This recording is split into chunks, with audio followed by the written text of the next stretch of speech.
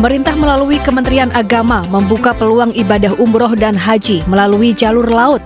Langkah ini menjadi alternatif lantaran kapal laut bisa menampung lebih banyak penumpang. Namun Menteri Agama Nasaruddin Umar menyebut pembahasan ini masih dalam tahap awal. Waktu tempuh yang cukup lama menjadi salah satu pertimbangan. Seperti apa sih? Oh ya, sudah lama diwacanakan itu, tapi Malaysia kayaknya lebih agresif. Bagi kita kan perlu banyak pertimbangan. Pertama dari segi waktu sangat lama. Dulu kan memang kita sudah punya pengalaman dengan laut ya. Ada Bela Beto, ada Bujati, tapi itu 3 bulan, 4 bulan. Nah sekarang ini mungkin kapalnya lebih cepat ya. Meski untuk ibadah haji masih jadi rencana, namun jalur laut sudah dilakukan untuk ibadah umroh. Namun penyelenggaranya dilakukan oleh pihak swasta. Rencana ibadah haji jalur laut menguat setelah lawatan Presiden Prabowo Subianto ke Arab Saudi pada 2 Juli lalu.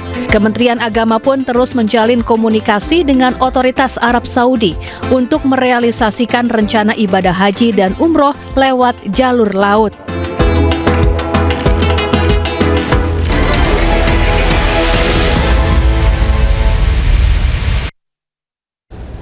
Pemirsa, ratusan ribu rekening penerima bansos terindikasi dipakai untuk judi online.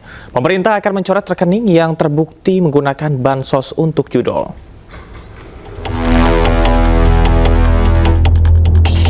Baru-baru ini PPATK menemukan 571 ribu rekening penerima bansos terindikasi dipakai untuk judi online. Uang yang berputar pun mencapai 957 miliar rupiah. Pemerintah dengan tegas akan mencoret penerima yang terbukti gunakan bansos untuk judol. Itu kan baru dari satu bank, itu pun hanya tahun 2024. Jadi ini cukup mengejutkan dan ini menjadi bahan kami untuk evaluasi pada penyaluran triwulan ketiga nanti. Kalau memang terbukti bahwa mereka benar-benar ikut judol dan sengaja bansos itu digunakan untuk keperluan judol, maka tentu kita akan mencoret dan kita alihkan kepada mereka yang lebih berhak. Sementara itu, PPATK juga mencatat jumlah pemain judi online di tahun 2025 mencapai 8,8 juta orang. 71,6% pemain judi online berpenghasilan di bawah 5 juta rupiah.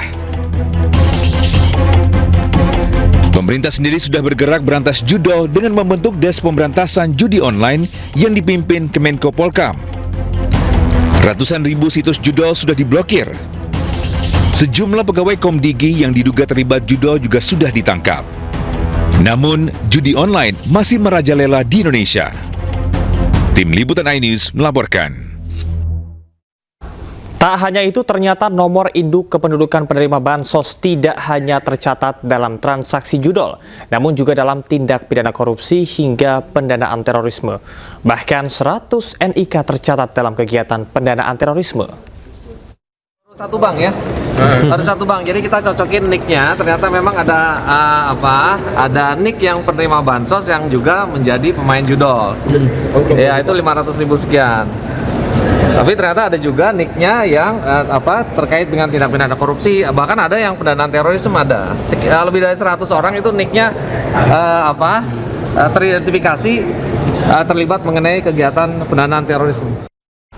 Pemirsa, jajaran Kabinet Merah Putih ramai-ramai mengajukan usulan tambahan anggaran untuk tahun 2026.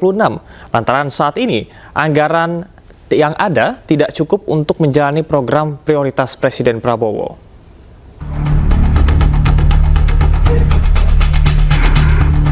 Bapak. Sejumlah jajaran kementerian dan lembaga Kabinet Merah Putih curhat di depan anggota DPR RI. Dalam rapat kerja bersama Badan Anggaran, jajaran Menteri Prabowo ini meminta tambahan anggaran di RAPBN 2026. Salah satunya Kementerian Pertahanan yang meminta tambahan anggaran 17 triliun rupiah. Peralatan militer ini sangat mahal, menjaga kedaulatan negara. Teman-teman media bisa ikut menggunakan bahwa harga kedaulatan itu tinggi nilainya. Dan juga kita minta ada perhatian khusus untuk pemeliharaan perawatan personel kita. Selain Kementerian Pertahanan, hampir seluruh kementerian dan lembaga meminta tambahan anggaran. Di antaranya ada Kepolisian Republik Indonesia yang meminta tambahan anggaran sebesar 63,7 triliun rupiah untuk pengamanan wilayah. Kementerian Pertanian meminta tambahan 30,89 triliun untuk peningkatan produksi beras hingga pengadaan daging. Kejaksaan Agung juga meminta tambahan sebesar 18,52 triliun rupiah. Sementara Komdigi meminta tambahan 12,6 triliun rupiah yang berfokus untuk mendorong peningkatan akses internet hingga AI. Kemensos juga minta tambahan untuk kebutuhan program sekolah rakyat. Tim Liputan iNews melaporkan. Pemirsa, Indonesia terus bernegosiasi dengan Amerika Serikat untuk menurunkan tarif impor tambahan. Saat ini, tarif yang dikenakan Trump di Indonesia bisa mencapai 42% setelah Indonesia resmi bergabung dengan BRICS.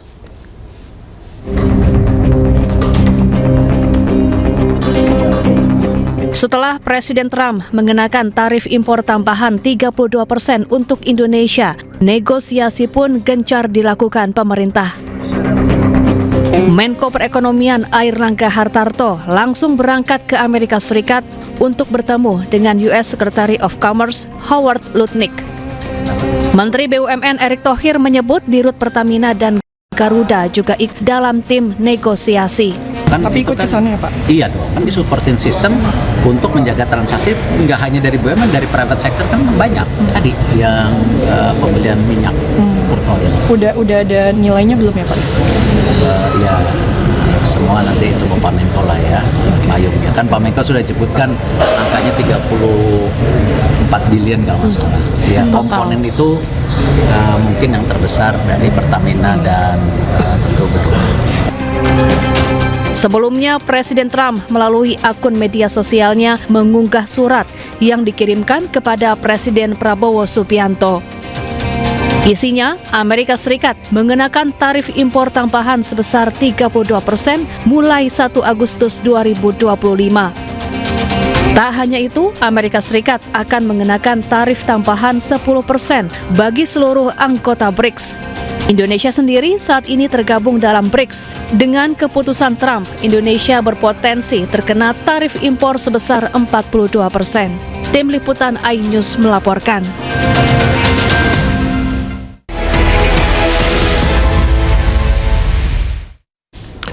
Anda masih di Pemimpin Rakyat bersama saya Camar Haenda. Pemirsa, Gubernur DKI Jakarta Pramono Anung pamerkan kemacetan sudah bukan jadi masalah utama di Jakarta. Dalam rapat koordinasi pemberantasan korupsi, Gubernur Jakarta Pramono Anung pamerkan Trans Jabodetabek menjadi solusi Jakarta atasi kemacetan. Tidak hanya itu, Pramono pun sempat menyebut nama Gubernur Jawa Barat Deddy Mulyadi saat membacakan survei yang menyebut Bandung menjadi kota termacet di Indonesia.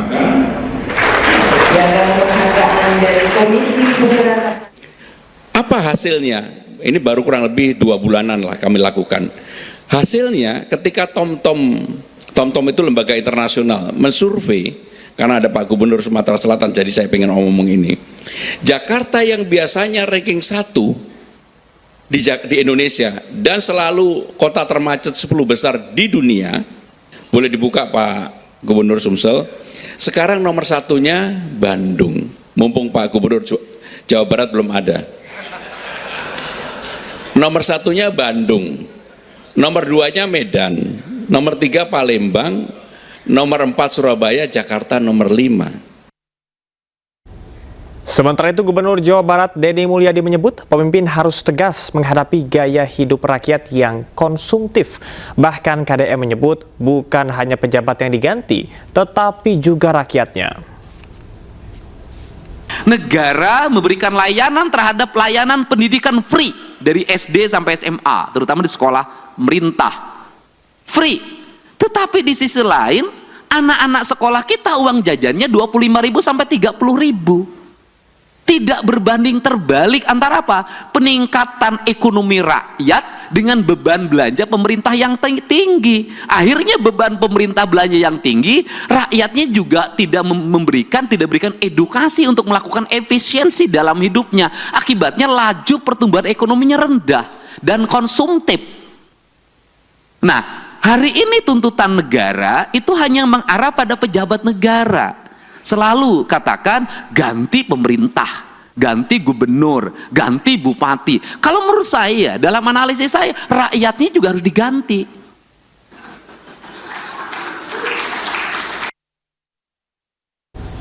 KPK memeriksa Gubernur Jawa Timur Khofifah Indar Parawansa. Khofifah yang juga mantan Menteri Sosial era Joko Widodo diperiksa sebagai saksi dalam kasus dugaan korupsi pengurusan dana hibah kelompok masyarakat atau POKMAS tahun 2022.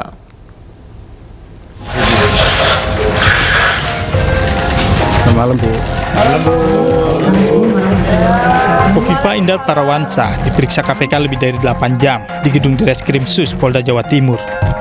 Usai diperiksa, Khofifah menegaskan dirinya dimintai keterangan sebagai saksi atas 4 tersangka kasus korupsi dana hibah kelompok masyarakat atau POKMAS APBD Jawa Timur. Gubernur Jawa Timur yang juga mantan Menteri Sosial era Presiden Jokowi itu menegaskan hibah yang disalurkan pihaknya dalam hal ini eksekutif sudah berjalan sesuai prosedur. Saya hadir dalam proses untuk menyampaikan keterangan sebagai saksi atas beberapa tersangka.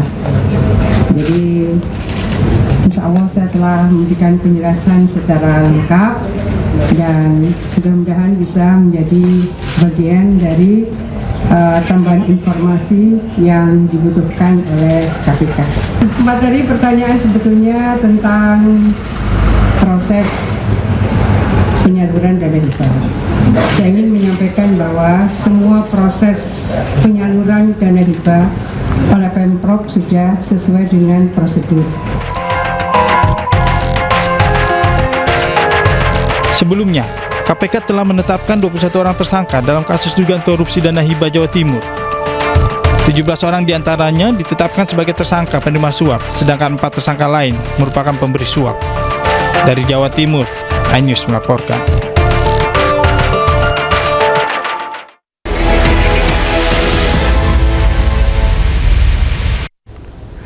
Terima kasih Anda masih di Pemimpin Rakyat bersama saya Camar Haenda. Menteri Perumahan dan Kawasan Pemukiman Marwarar Sirait secara resmi mencabut usulan rumah subsidi dengan luas bangunan 14 meter persegi. Keputusan tersebut diambil setelah mendapatkan banyak masukan dan kritik dari masyarakat serta anggota Komisi 5 DPR RI. Rumah subsidi 14 meter persegi ini sebelumnya menuai kontroversi karena dinilai terlalu kecil dan tidak manusiawi untuk dihuni satu keluarga. Sejumlah pihak juga mengkhawatirkan dampak negatifnya terhadap kesehatan fisik dan mental penghuni serta potensi timbulnya kawasan kumuh. Menteri Marwarar meminta maaf usulan tersebut dan menyatakan bahwa ide rumah subsidi 14 meter persegi tersebut perlu dikaji terlebih dahulu sebelum dipublikasikan ke masyarakat. Tapi mungkin kami juga mesti belajar bahwa ide-ide di ranah publik harus lebih baik lagi soal rumah subsidi yang diperkecil. Jadi tujuannya sebenarnya sederhana, karena kami mendengar banyak sekali anak muda yang ingin tinggal di kota, tapi kalau tanahnya di kota mahal mau diperkecil. Tapi sudah mendengar begitu banyak masukan, termasuk dari teman-teman anggota DPR Komisi 5, maka saya sampaikan secara terbuka permohonan maaf dan saya cabut ide itu. Ya, terima kasih.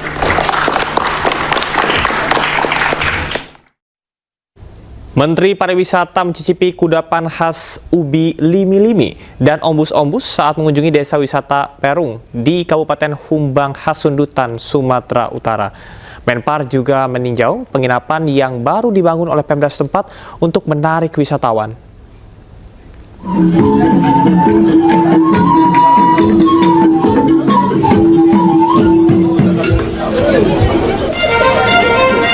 Menteri Pariwisata Widianti Putriwardana mengunjungi desa wisata Pearung di Kabupaten Humbang Hasundutan, Sumatera Utara.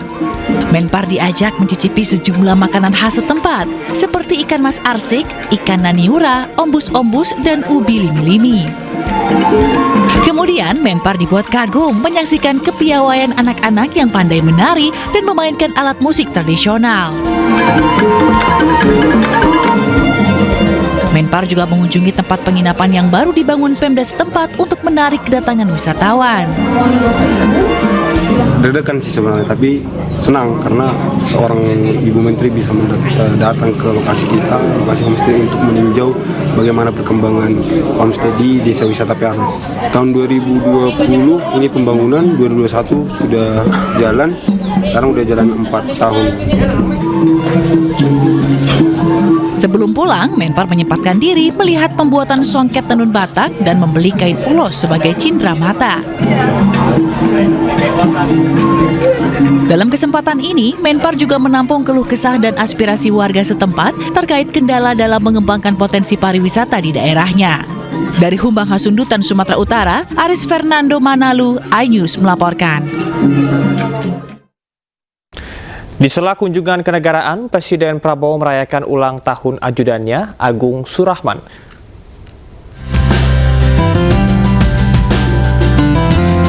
Momen perayaan ulang tahun dibagikan di media sosial Agung. Dalam video ini, terlihat Presiden Prabowo bersama dengan Sekretaris Kabinet merayakan ulang tahun Agung. Tak lupa mereka memberikan doa untuk Agung. Doa juga diberikan untuk Presiden Prabowo Subianto. Keakraban terlihat dari interaksi Presiden Prabowo dengan jajaran ajudannya.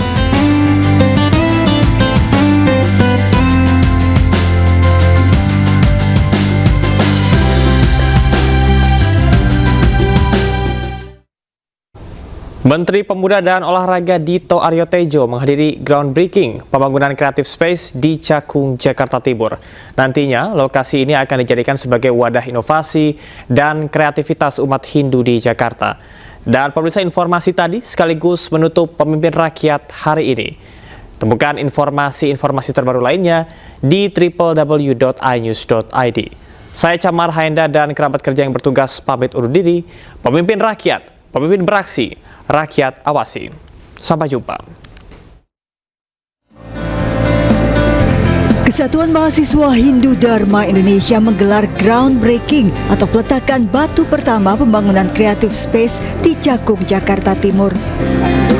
Menteri Pemuda dan Olahraga Dito Aryo Tejo dan utusan khusus Presiden bidang pembinaan generasi muda dan pekerja seni Raffi Ahmad menghadiri groundbreaking. Bangunan dengan 4 lantai ini akan menjadi wadah generasi muda Hindu untuk berorganisasi, membangun dan membentuk ide serta kreativitas. Selain itu, Creative Space ini juga menyediakan tempat istirahat bagi umat Hindu yang berkreasi. MHD ini adalah organisasi yang berdiri sudah sangat lama di berbagai fase pengembangan anak muda dan zaman-zaman. Dan ini menunjukkan KMHDI ini melakukan transformasi bagaimana organisasi konvensional yang berdiri sejak lama ini menjadi organisasi yang relevan bagi zaman saat ini. Selamat untuk Creative Space KMHDI yang sedang groundbreaking hari ini. Ini Pak Ketuanya di sini. Ini untuk kawan-kawan kita, untuk generasi muda umat Hindu, juga agar semua tetap guyup. Memang setiap agama diajarkan pasti baik, tapi kita harus merangkul semua agama karena Indonesia ini kan Bhinneka Tunggal Ika, berbeda-beda tetap satu juga. Gedung ini diharapkan